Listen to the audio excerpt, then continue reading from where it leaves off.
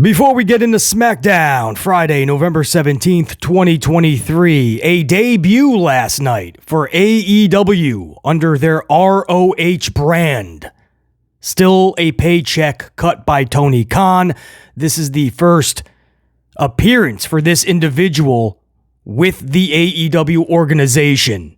And that individual is Ronda Rousey. Ronda Rousey, who left WWE not long ago. Quietly, too. Not a lot of hoopla made from it. And she debuts last night with AEW, again, with the ROH brand. She was in a tag match opposite Athena, formerly known as Ember Moon. I believe Athena struck Rousey with the championship, her title, and the match was pretty much thrown out. DQ, I believe, was the finish. So not clean. And I guess this will set something up with Athena and Ronda, I guess. Guys, I'm baffled by this because this is where AEW loses its audience. And this is what has to change, among other things, many things. But first, you have to find your identity. You have to. It's right up there with you have to take some individuals off of your ship, because the more people you sign, your ship is going to start to take in more water. The ship will eventually sink if it has too much weight. It's way too early in AEW's existence to have this many people on their roster. It's too early to have this many shows, 3 primetime shows a week, and a whole separate brand. Vincent Kennedy McMahon, it took decades to get Raw, Smackdown, and eventually have something like NXT. Tony Khan just wants to do it all within a short amount of time. More. Sometimes, many times, quality is way better than quantity. Quality over quantity. I know it's 2023 and everybody just wants more. But sometimes more can be a detriment. So he keeps signing all of these individuals. That's one of the main problems that we have spoke about to nauseum on this channel. But another big issue that is right up there with too many people on the roster is you have to find your identity. AEW doesn't have an identity. They call themselves an alternative, but then they do the same things that you see with the other company. They say that we're pro wrestling and our competitors are sports entertainers, but they do a lot of the same things, and then they hire a lot of the same people, right? The same people that the niche audience, the tried and trues, so to speak, for AEW would bash, like a Jeffrey Jarrett or a Big Show, well, or a Ronda Rousey.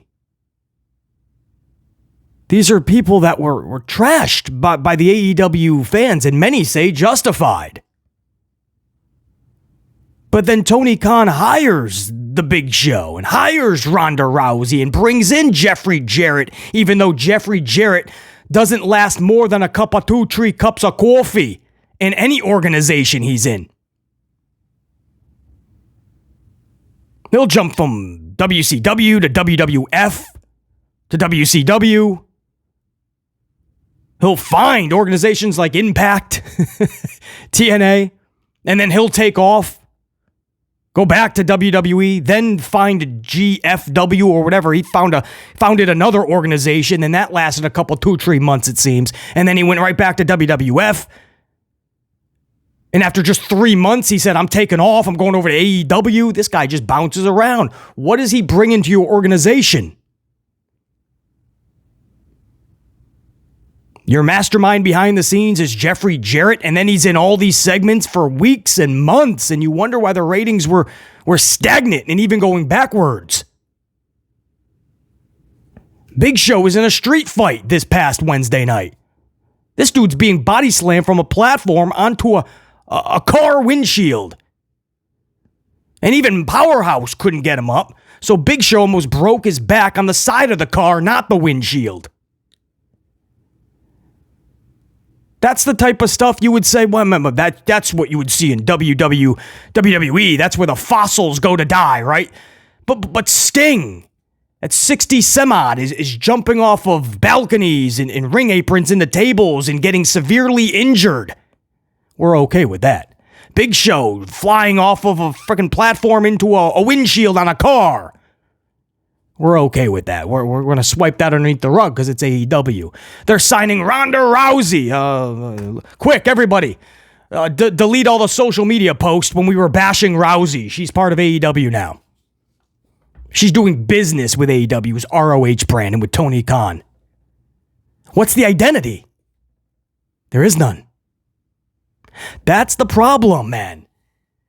You're not telling it, the rest of your audience, if you're out of that niche audience, that'll just, and it's for WWE as well, right? If you're part of that, and it's called tribalism, you're just all for one brand and you're against the other, right? So no matter what that brand does, you're going to be on board with it, right? If you're all bashing one wrestler because they're part of the other company, it's a cool thing to do. If you find out that wrestler just signed with your company, I love this. This is going to work. They were booked wrong in that company. They're going to be booked better in this company. But we said that about Miro. We said that about Andrade. We said that about Malachi. We said that about Keith Lee. We said that about all these individuals. No, they're not. Try to find Keith Lee on a normal week. You can't. Once in a while, he'll pop up on a Wednesday night. You don't know what Keith Lee's doing, nor is it relevant. Malachi said himself in an interview, I don't know why I don't get singles matches. They only want me in this damn House of Black six-man tags. But I'm not injured. I'm not being protected. I want everybody to know that's Tony's call. I want to do singles matches. Malachi, Aleister Black, Malachi Black, he can't get singles matches. Andrade is finally in some type of storyline with Miro and CJ Perry. And Lana, there's another one, right? Lana. Oh, get off the TV, right? That's why WWF sucks, everybody said, right? And then all of a sudden, Lana signs with AEW. Yeah, this is going to work.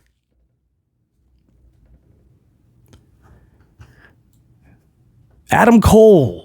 Right, Tony Khan just recently saying Adam Cole is as hot now, even before the injury, as hot as he was at any time in his career. Are you telling me that any version of Adam Cole in AEW, which is, we've only seen small portions because he's been injured the whole time, unfortunately, but you're telling me any version of Adam Cole matches up with NXT's main event Adam Cole, you're delusional. There's no way imaginable. You can win 10 Owen Hart tournament cups in 1 year, and you ain't matching what Adam Cole did with Undisputed Era in NXT. You're not doing it. So now we're just literally speaking delusional talk. More. Relax for a second. You just got Adam Copeland Edge. You just got this guy last month. The ratings are already drastically going backwards. Collision back-to-back weeks. Under 400K. This is the main show that Edge is on, by the way. I'm not blaming just him for the rating. My point is, the ratings didn't budge. This guy did not move the needle at all. And you can't just blame Edge. You have no plan for him. You just said, okay, we're going to sign you. We're going to debut you. We have no plan for you. And Edge backed up that truth. Edge just did an interview. He said, I don't have anything planned out yet in AEW. We have nothing. I just want to have fun, he said. Then go to Chuck E. Cheese. Go to Six Flags. If you got a little bit of extra money, go to Walt Disney World. Ride Space Mountain. Take a tour on the teacups. Go to Universal. Go on the Hagrid's roller coaster. It's a beaut. But this shouldn't be an experimental project to see how much fun you can have. This is a company that desperately needs ratings to push up in the right direction. Storylines that are going to captivate their entire audience. And you need to be the edge that people care about. I'm glad you're having fun. And when you have fun, maybe it'll transcend through the screen and people can see that and feel that and maybe it'll be better. But I'm not seeing the fun yet. In fact, Edge is already an afterthought. We're already moving on. Just a few weeks after Edge's debut, Tony Khan's making an announcement about a big announcement tonight about another new signing. Another big signing tonight, which, by the way, we're hearing it is not Ronda. That's something totally different. So Edge just debuts. Tony's talking about another person being signed tonight. He debuts Ronda. And this would be different if the needle was actually moving, right? If the needle was moving and ratings are skyrocketing and there's storylines with all these individuals and we're like, damn, AEW is on fire, bro. But nothing. There's nothing happening. It's rinse and repeat. Like a spoke on the wheel that goes round and round. We just keep adding new spokes every time we go around, right? It's like one of those, hey, you want to have fun over at Walt Disney World, right? It's like the big carousels. And every time it goes around, you pick up new people so they can take the ride, right? And then it comes back around, you get back on. That's all this is. Every time it goes around, a new person signs with the company. And it does nothing. There's no impact. No pun intended. There's no needle moving. After a couple, 2-3 days tops of headlines, they're irrelevant. They're just another spoke on the wheel. And it adds on to Tony Khan's already I was going to say stacked, but that eludes that it's a good thing. I'll just say packed, overcrowded roster of like 200 individuals. And by the way, that's not even an exaggeration, or at least not by large. I truly believe if you count everybody that Tony Khan is cutting paychecks for, it's at least 200 individuals. Because the last I checked, it was at 165, and that was months ago. That's not good. A company that's been around 5 years, barely. 6th year, maybe. 5-6 years, we'll say. Ish. I'm being generous. And they got 3 primetime shows. Get rid of Rampage, put Collision on Fridays, and have them go against SmackDown every week like you did last night. I don't care what the ratings show tonight.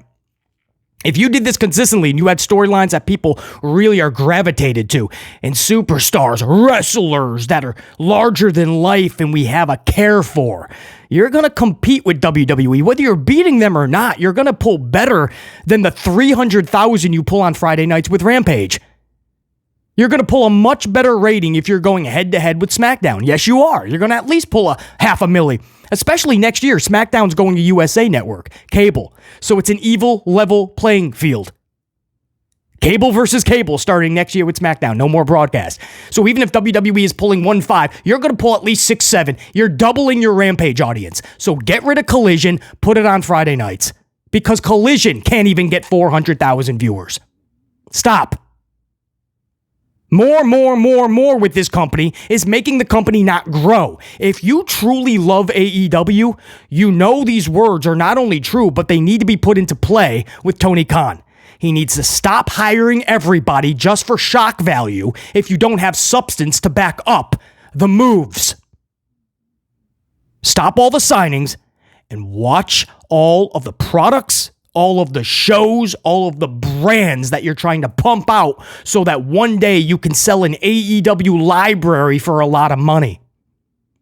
Because while that sounds good in thought and theory, you're actually being a detriment during the building process. You're not allowing it to build. You're not allowing this company to breathe. It is a detriment to the building process, the building blocks of this company. You're not allowing it to truly grow because you're trying to do too much, too fast.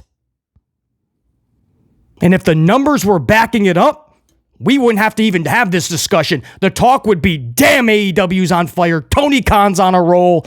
Can anybody stop them? Did you hear about the record ratings and record revenue that Tony Khan is pulling in?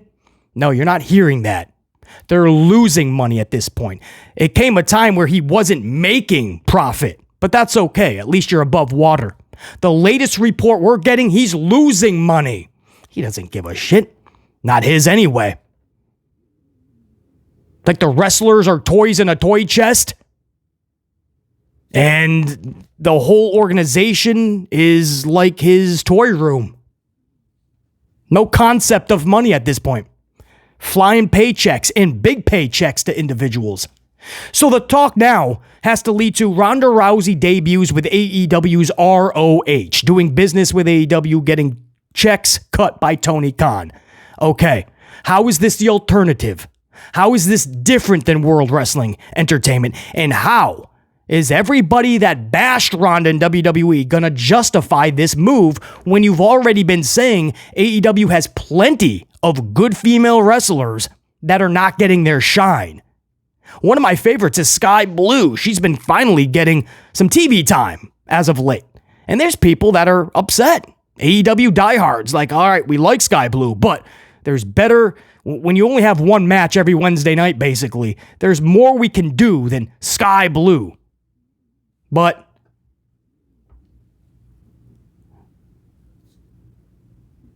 that's the problem. Everybody has to fight. You only get one match everybody has to find, when they get that time, they have to find whatever is within them to utilize it to their very best, because that might not come around again. There's so many females on that roster that don't get the time they need. And Tony Khan's answer is to just bring in more. So Sky Blue finally gets TV time. No. This is so precious, this TV time. You can't be in it. Well, now you're bringing in Ronda, who you bashed for so long. And now what are we going to hear? Well, Tony's going to book her more properly because, yeah, that's how he's done for everybody else, right? Like, you really can't. Until Tony Storm just started doing this black and white commercial Marilyn Monroe gimmick, which I love, by the way. Until that happened, she was getting her ass spray painted by Saraya. No different than getting a pie, Charlie's pie in her face in WWE. She's getting pie in WWE. She's getting spray painted in AEW. And speaking of Saraya, right? That was supposed to be the big splash, the big needle mover. Paige. Saraya comes in, afterthought. You don't know what show she's really on more than it. You don't know if she has a title or not. You don't know if she's still even with the company half the time. And nobody thinks about it. Athena, right? Ember Moon goes to AEW. He's going to know how to book her. She's stuffed on ROH. Now, if you watch ROH religiously, that's great. Many people don't even know how to find ROH. And this is coming from somebody who used to love ROH, the real ROH, the Briscoes, Roxy. Ember Moon's over there, but she's the champion. She's booked really strong, but she wins more matches than she loses. That's great. Can you do that on actual primetime television? Not on platforms like these? Ember Moon, Athena's one of the best wrestlers in the world. Stuffed. All these talents were supposed to be booked better, they said. Miro, right? After years with this company, Miro was more relevant when he was with Lana during the heel run in WWE and he was being booked poorly.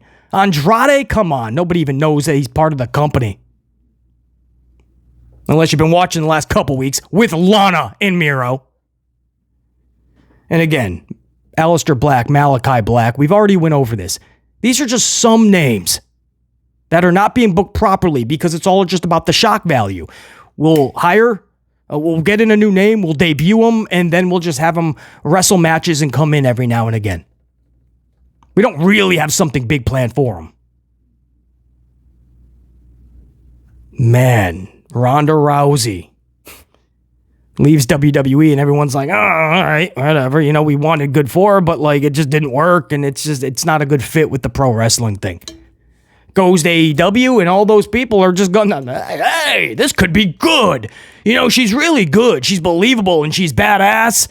And with a little bit of proper booking, this could work. Well, I told you that. I've been telling you that. But that's not what Ronda Rousey would just universally bash from pro wrestling. And now all of a sudden, it's most likely going to change. We're going to swipe it underneath the rug. Big Show was on Dynamite in the main event this past Wednesday night in a street fight. And nobody was talking about it's the Big Show. What are we doing? No. The Big Show's in a suit. They all look good. Did you see him? Whoa, Big Show, man, through the windshield. Big Show's a big player in AEW. Let's keep it real, man. Let's keep it real. You know, if you said all this stuff when they were in WWE, keep that same energy. Unless Tony books them properly, the ratings spike up, we start to really care about what they're doing, and then we can talk about something different. But for now, I hope you know that you're alternative. I hope you know that everything that, the wrestlers, not the sports entertainers, everything that's different from us and them. I hope you know that at the end of the day, Tony's just bringing all of them in to his company. So you're basically WWE light if this keeps going. Smackdown, Friday, November 17th, 2023. The show starts with Damage Control, and Asuka becomes the newest member of the group. I like the way this was set up because you had all the Japanese ladies, Io, Asuka, Kari, all speaking in Japanese. And at first, Bayley is like trying to be a part of the group. Yeah, that's what I said, right? Trying to make a joke out of it. And then they keep speaking in Japanese. And at this point, Bayley is becoming less confident and more insecure. And she's like, what are we talking about, guys? What's up? She's like, what are we, hey, I'm over here. And Dakota, or one of, I think it was Dakota, they're like, what they're saying is that one of us is not Damage Control. So at this point, Bayley's like, whoa, hold up. Is this where I'm getting DOS booted from what she created? Is this where I'm getting ousted from the group? But everybody just starts laughing. They're like, no. Asuka isn't yet an official member. So then Bayley just has this gigantic sigh of relief. Everybody starts to laugh. Asuka gets her official Damage Control t-shirt. I don't know if we really had the initiation or the a big hoopla for Kari either, right? When Kyrie joined at the last pay-per-view, we didn't know if she was really working with the Damage Control, just came to do something with Io. So she didn't get hoopla either, so you could have made that for both of them. Either way, Asuka becomes an official member of Damage Control. And that's kind of where the positive ends with that segment, because then Dakota awkwardly and randomly just declares War Games. A week from the show, if you're going to declare a War Games match, which, by the way, if you follow the channel, BC already told you, you're getting a women's War Games match, and I even told you who the fifth member was going to be.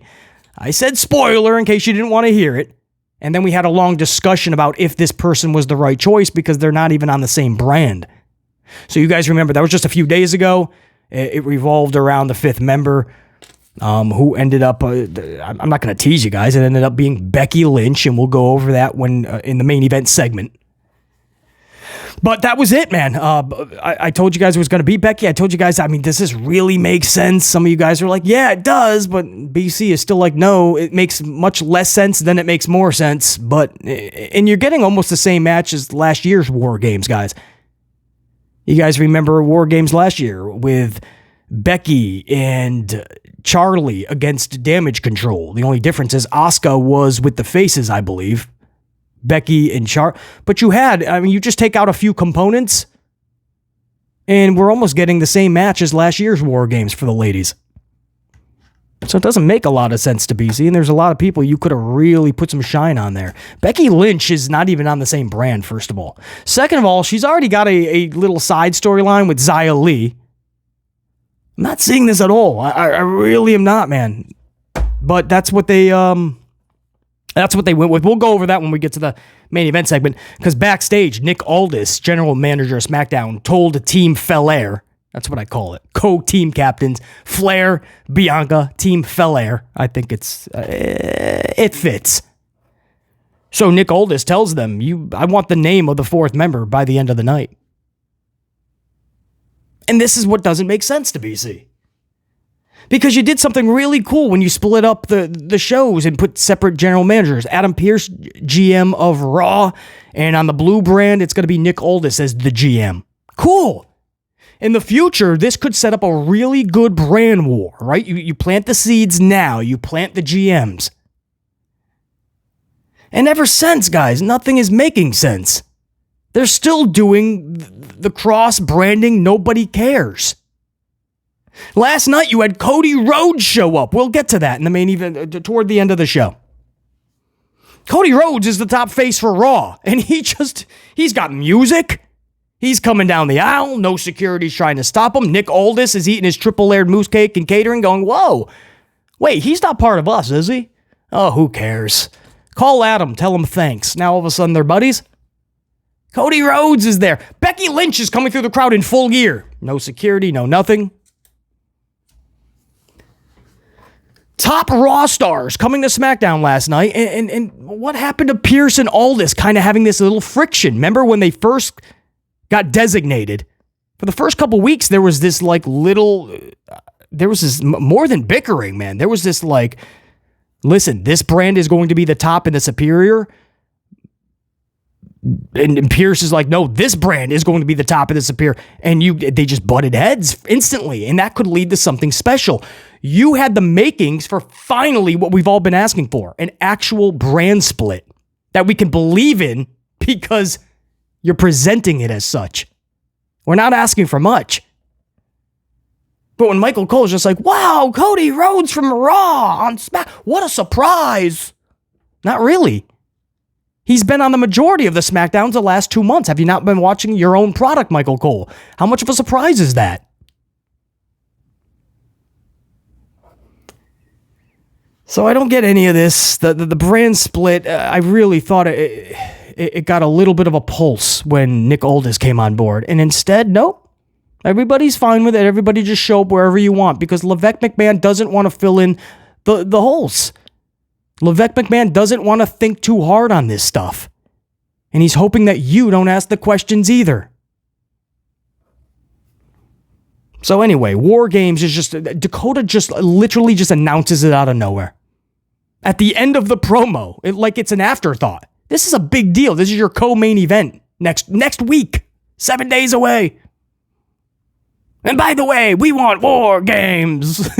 And then the faces hit the ring. Charlie, Bianca, Shotzi, they brawl. And backstage, Nick is like, okay, I'll give you a full War Games match in 7 days. You didn't have anything else planned in that slot for Survivor Series? That's how last minute this is. It's not believable. And then he's like, but I want the 4th member. It's Becky. You don't care that it's a Raw star?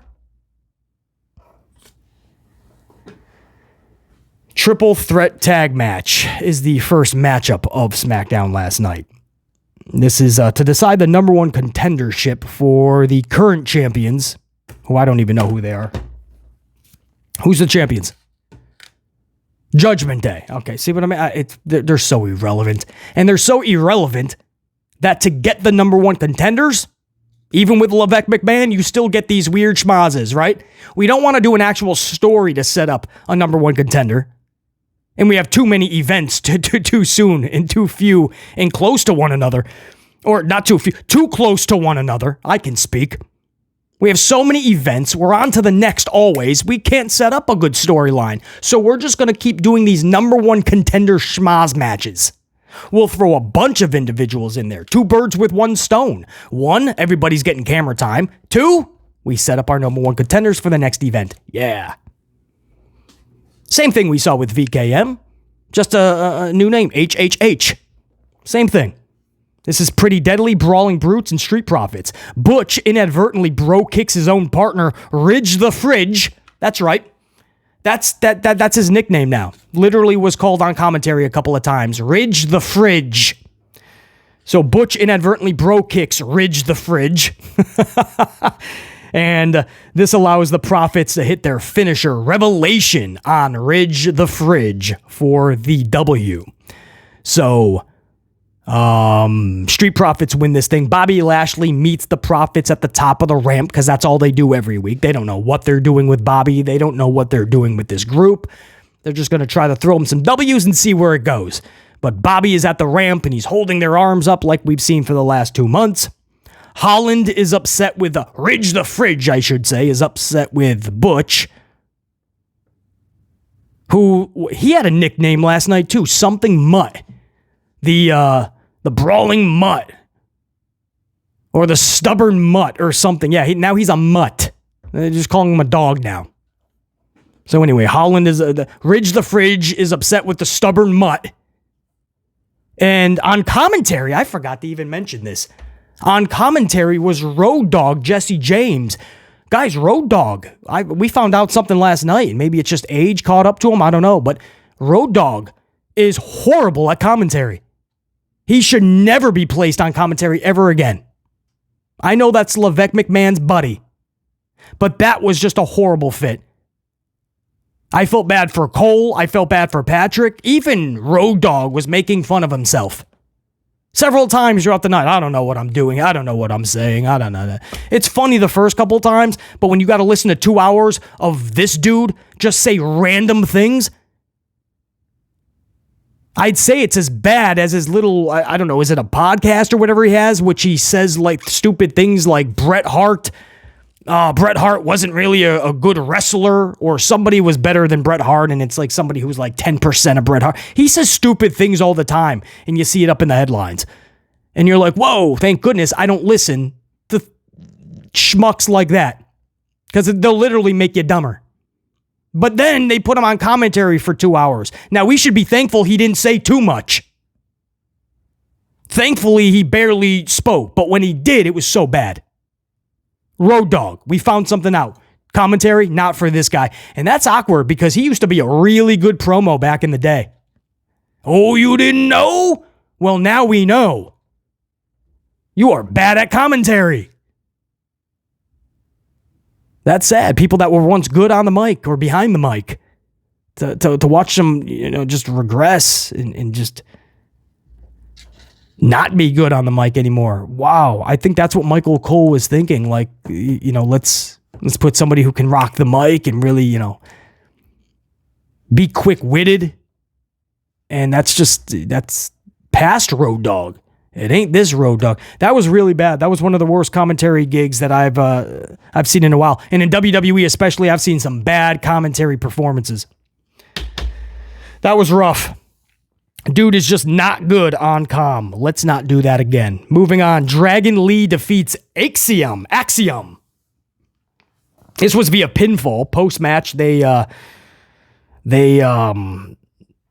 air dap, right? I think they're finally hearing that. They finally heard enough. The Amplified Unit and many more wrestling fans were like, can we stop the handshakes for a damn second? So the mutual respect was Axiom after he gets defeated. And if you don't know who Axiom is, by the way, you're not alone. BC doesn't even care. He was in NXT for a little bit, and they brought him up here so he can put on good sequenced wrestling matches. Yay! I hope everybody got what they wanted. Dragon Lee and Axiom. Axiom. I don't even fucking. It's like a Sin Cara who can actually who botches less. There you go. So afterwards, they air dap. Axiom is on the outside. Dragon Lee is like bowing to him, and Axiom's like, air dap, man. All right. He's upset, but he's like, whatever, dude. Mutual respect. And fucking Road Dogg's like, wow, that's kind of like what the handshake is. And Levesque McMahon's probably yelling in his ears that, no, we're trying to get away from the handshake. We've been taking criticism for that. People are catching on to all these handshakes. So we're doing air daps and bows. And commentary wants us all to know that they respect one another, right? Michael Cole screaming, oh, the respect. We know, Michael, you ain't got to sell us on it. It's Paul Levesque McMahon. It's the mutual respect era, I call it, right? There was the golden era, there was the attitude era, there was ruthless aggression, and now it's the mutual respect era, right? Where that niche of wrestling fans wants to see matches. I don't care about the storylines. I don't care about larger-than-life characters. I don't need to care about anything. I just want to see the sequences. I want to chant, this is awesome. I want to see if Melty gives it 7 stars. And then we can do it again with 2 other guys. Who else is going? Who can do the 647-90 trampoline Canadian Destroyer Frog Splash Hurricanrana elbow? Whoa. I've heard it's only been done once, and that was in Australia.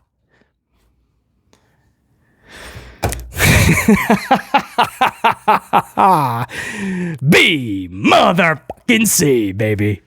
We rockin'. But seriously, man, air daps, bows, handshakes. What are we doing? The mutual respect era. I call this mark booking. This is Mark booking. And Paul Levesque McMahon likes to tap into that niche that just doesn't care about anything but the wrestling match sequences, man. Do the cool moves. Man, we want to be in awe. It's like watching two cats fight over a ball and they're bouncing all around and our attention span is just, we don't have time to think. We're just watching cool sequences. Pro wrestling in 2023, right? Well, my boy Gunther, much respect to Gunther, is saying that the Ultimate Warrior was never a pro wrestler, just a showman. Bro, you ain't here if it wasn't for people like Ultimate Warrior. And stop with the notions. I don't know if you're just not old enough to remember Ultimate Warrior, but the dude put on more than just 2-minute matches. A freaking classic at 6 with Hogan and a way better match with Savage at WrestleMania 7, both careers on the line. I've watched those matches hundreds of times apiece. Now, as much as I respect Gunther, I can't tell you I've ever seen a Gunther match twice, or 3 times, much less twice. And I'm a big supporter of Gunther. Love the title reign. The dude's believable. Can't wait to see what happens next. But let's hold back. Even if you're in character and you're just shitting on legends from the past so that people will get pissed and you get to play the heel. That's what you should be doing. That's awesome. But just piling on what everybody else says about Warrior, he's not even a pro wrestler. Well, if he's not a pro wrestler, you ain't a pro wrestler, bro. Pro wrestling is more than all of the moves you can do in a 25-minute period. Because the Ultimate Warrior got more of a reaction than 99.99% of wrestlers today just by running down the aisle. Coming through the curtain. Wrestlers today could only beg and wish for that reception. And when the match was done, just as, if not louder. How many wrestlers you know today can get that reaction like Warrior got? Or make you feel what you felt during 7 and 6's main events? Stop. Just because you're trying to redefine pro wrestling in 2023 doesn't mean you can redefine the legacy of individuals to which built the foundation that you stand upon. Mutual respect. Dragon Lee defeats Axiom.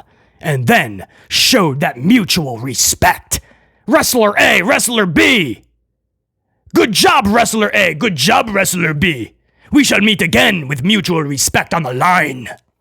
That ended hour number 1. Hour number 2, Escobar explains his actions from last week, taking out Rey Mysterio in one of the most bizarre turns. First of all, they just formed the group. Secondly, after he attacked Rey stood up, smiled, and smacked Escobar, and then he got re-beat up. It was so bizarre. But Escobar is explaining his actions. He says, and I quote, never meet your heroes because they'll just let you down. And everything Dominic said about Rey was true. He says he hopes the surgery didn't go well and they have to amputate his leg. Michael Cole is screaming, cut his mic off. Zelina Vega hits the ring and Stephanie smacks the shizzle out of Escobar. That's what I call that. When it lands flesh and it's hard, I call that the Stephanie smack. Stephanie McMahon would lay into individuals. When Stephanie smacked somebody, she laid into it.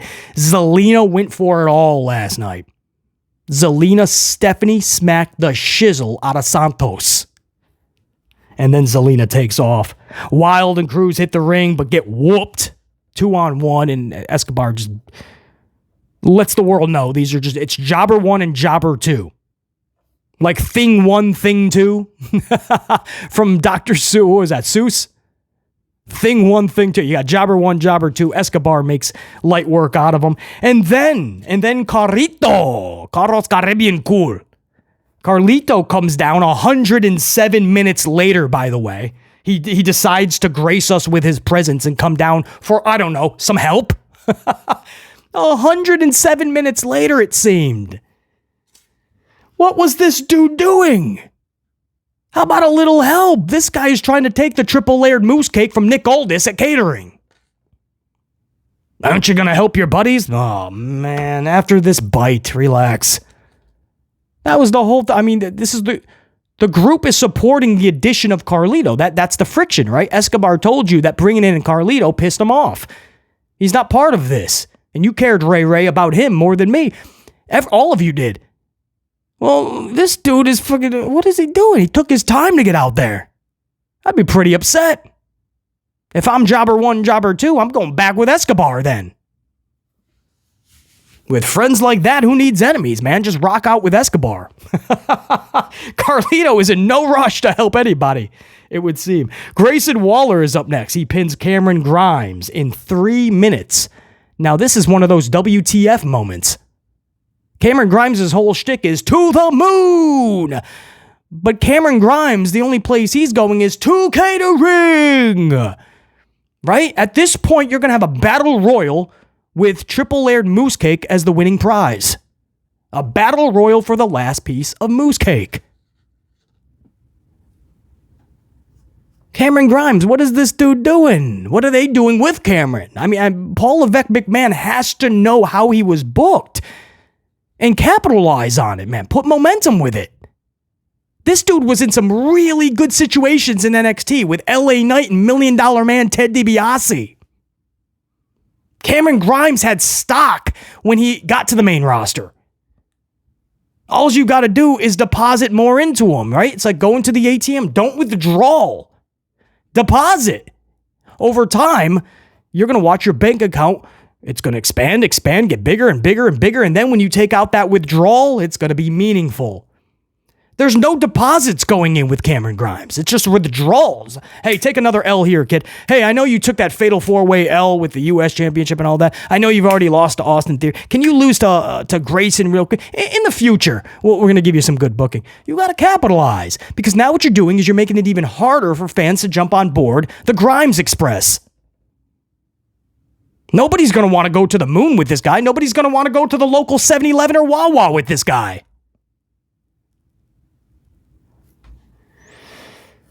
Cameron Grimes, 3 minutes, beat. No reaction. Austin Theory and Grayson Waller. Paul Levesque McMahon thought if I just throw them together, people will be like, whoa, this is fun. No, it's not fun. It's weird. Kevin Owens last week, knocking them both out with one punch and then replaying it 17 times while putting smiley faces on them. That's the best you got. It's going to fall to the wayside and fail miserably. Heyman then cuts a promo on how Cena is gone for good, and Paul Heyman was just hilarious. He's like, I know, this is the part where you think Cena's going to come through the curtain, right? And he says then he's going to hit everybody with 5 moves of doom, and everybody's going to be laid out, and Cena the hero is going to grace you. No, that's not happening. He's gone, and he's gone for good, says Paul Heyman. But Heyman was hilarious, man, doing the Cena theme song, popped BC for sure. And then that set up LA Knight versus Jimmy Uso. And this is the 3rd time in a month they faced each other. And this is what I mean, right? They don't want you to know that. They don't want you to think about that. But when you come across a channel like this, we talk about all that. This is what we call a smart wrestling channel because we just tell the truth. We talk facts, right? We have honest discussions about pro wrestling because we love it. We love it. So it's not one of those channels where we're just going to say like everything is just cookie cutter awesome, right? Everything is awesome.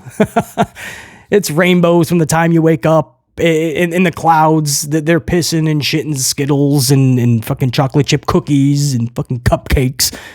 No, man, we just saw this match 3 times on SmackDown within the last month. You can't do better than that? I mean, this dude just lost against the tribal chief, the boss man. So afterwards, you're just going to have him have the same redundant matches with the henchmen of the boss man?